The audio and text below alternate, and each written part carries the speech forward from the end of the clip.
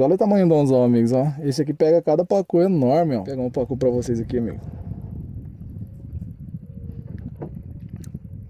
Aqui é top, amigos, que você vai procurando o peixe, né? Você vai soltar nas linhas aqui, ó. Ela vai descendo. Se o pacu não tá aqui perto, ele tá mais longe, ela vai atrás do peixe.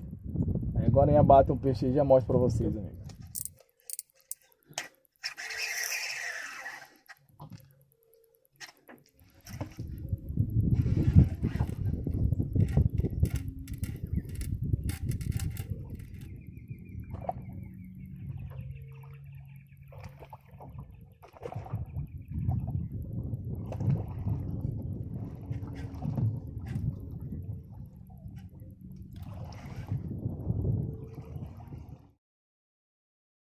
Olha, amigos, o tamanho do anzol. E olha o tamanho do pacu, amigo.